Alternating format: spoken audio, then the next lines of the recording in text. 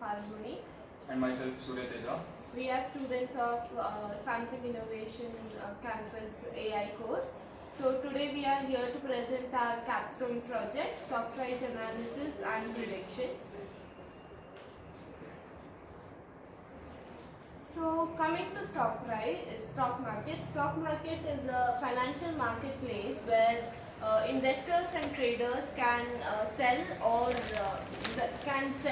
buy the ownership of shares, that is stocks, of publicly traded companies. So basically what happens is the companies will share their stocks publicly so that other investors or individual traders, they can buy and sell the stocks.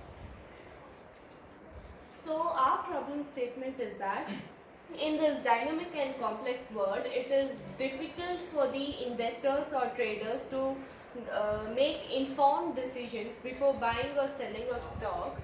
So in order to make such informed decisions, they need accurate history of the stock, and then they have to compare all the stocks which they have in mind. So what our system provides to AIM is that to give them a platform where they can search about the stock they need, they can compare with the other stocks, they can predict its future and then make informed decisions. So the stock analysis and prediction. So our project provides a versatile and a user-friendly financial analysis and prediction tool. So it is not only for the experienced or someone should be in the field, but it is also for the new starters, beginners in the stock market field.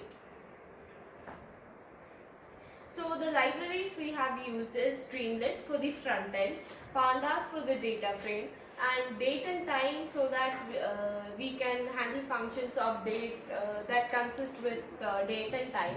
And then we have Prophet. Prophet is a forecasting tool developed by the Facebook. Then we have Matplotlib, which helps us plot graphs. And then we have min-max scaler that is used for feature scaling. And then we have our sequential from TerraFlow's Keras, which is basically our model. So coming to our main two libraries, one is our LSTM, long short-term memory, and second is our TensorFlow. Coming to LSTM, it is a type of recurrent neural network architecture. It is mainly used in the models which is based on deep learning and machine learning. It's just like how we read a book, we remember the previous chapter, same thing. It remembers the previous data and the new input is processed and we get the output. So why we chose LSTM? These are some points. Coming to the sequence, first point would be sequential data handling, where in our model it is based on stock price. So we predict the stock price using the previous data and last closing price of the previous day. The second, long-term dependencies. Like coming to stock price, there are two things. One is for short-term dependencies and one for is long-term. So here we use the long-term dependencies where we can store large amount of data. Coming to memory cells. Memory cells also is used for like storing large data, and we can also retrieve information from those memory cells. Next would be that handling noisy data. Financial time series data can be noisy, so we use this LSTM to avoid those. And non-linearity. LSTM it's very it can handle complex data, and also we use LSTM over here. Adaptability. As stock price markets keeps changing every minute, every second. So in our model we have used LSTM to adapt to the present conditions. And feature learning. It can automatically extract the new features and adapt and use that feature to and display it in our model. And flexibility. LSTMs are flexible and can be used for univariate and multivariate. So coming to univariate, it is like one variable can be changed over time, whereas a multivariate where many variables can be changed over time. And coming to research and industry adoption, stock price is mainly used in the research operations, which is easier to do. Our second library would be the TensorFlow, which is an open source machine learning framework which is developed by Google. Why we choose TensorFlow? It is mainly because it is flexible, scalable, and extensively ecosystem. It simplifies it simplifies the development of machine learning and deep learning models. So coming to the dataset, our dataset is dynamically retrieved from Yahoo Finance.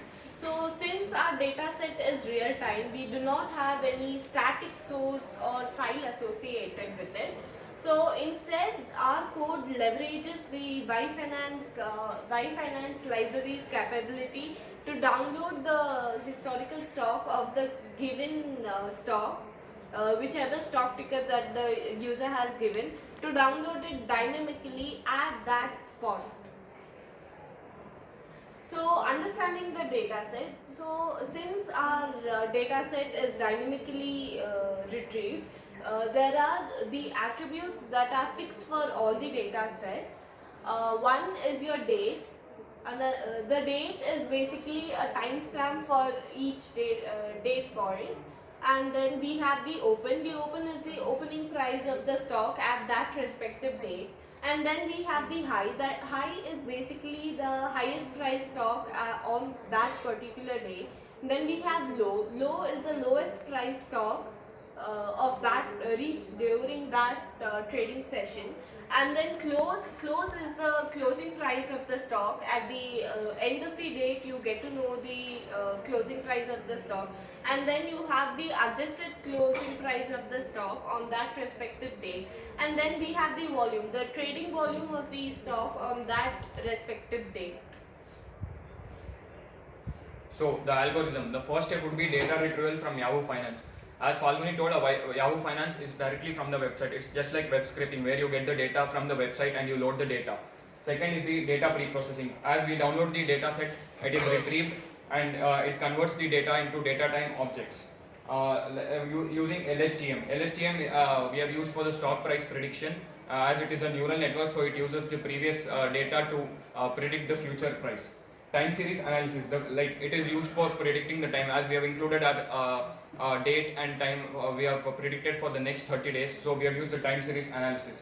Visualization, we have used the matplotlib library, where you can visualize using charts, graphs, etc. And the next would be interactive web application.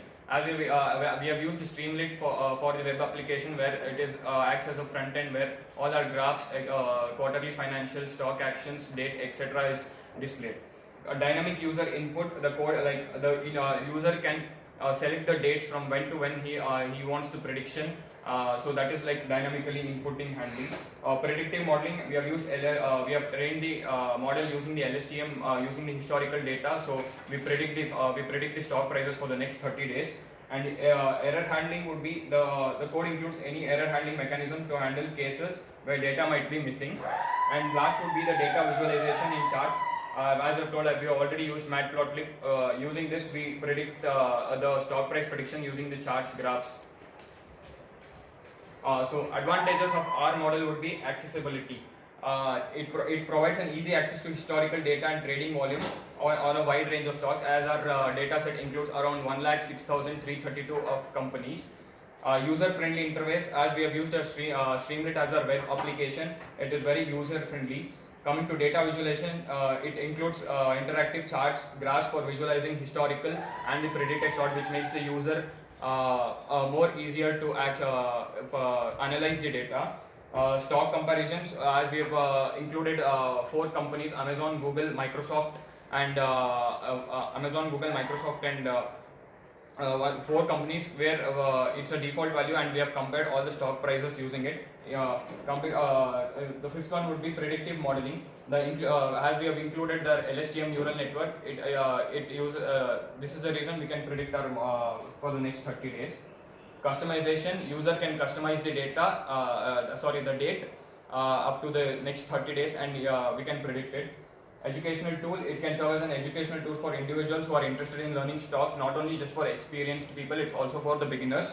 Real-time data, since our code fetches the data from the Y Finance, it keeps on updating every day, and the last closing price would be whatever is there on yesterday. Versatility, the code can be used for wide range of stocks and investment scenarios. And the last is empowerment. It empowers user to take control of their investment decision by providing them with the tools and data to make them invest. So coming to the code part, I'll briefly be explaining what we have done, because after this we have the project demo which would be more understanding. So at first we have installed the Wi-Finance and the Streamlit libraries, and then we have imported all the necessary libraries, and then over here we have the front end calling of the CSS file. And then in the main function, you have the daily and last closing price and the volume. It is displaying all of these with above the stock that we have selected. So over here you have the additional information about the stock, like institutional shareholders, quarterly balance sheet and quarterly cash flow. And then we have the comparison code. Over here you are taking the four default stock that we have taken as Apple, Microsoft, Google and Amazon. So we will show the comparison of the each stock, and this is the code to retrieve the data set of the given stocks.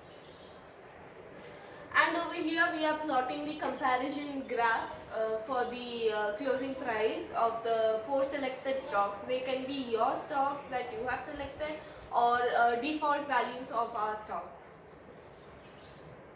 And then this is the code to take stock input for predicting. So this is the code for pre-processing data and splitting it into training set and the testing set. So this is the code to build the LSTM model, and this is the code to display the loss and accuracy with the graph. So this code is to represent the future prediction graph, and we have used local tunnel to run our Streamlit code, which we'll be showing in the project demo how it works.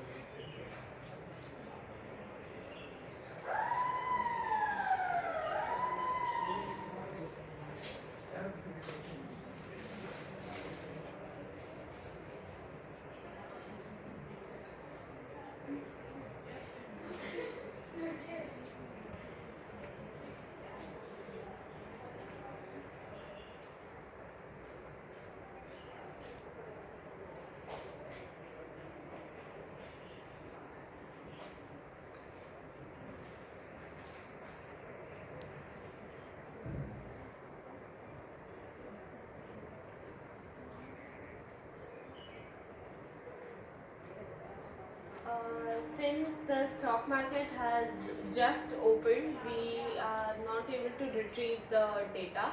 Maybe in around 10 or 11 o'clock, since this is real time, around 10 or 11 o'clock we will be able to retrieve the data. So as of now, this is the daily closing price for Google. This graph is based till the daily closing price till yesterday.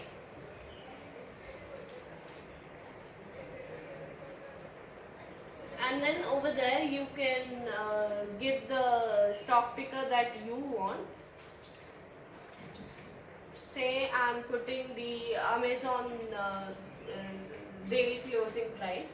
So this again is still up to date. And since stock market just opened, it needs time for it to collect data since it's real time.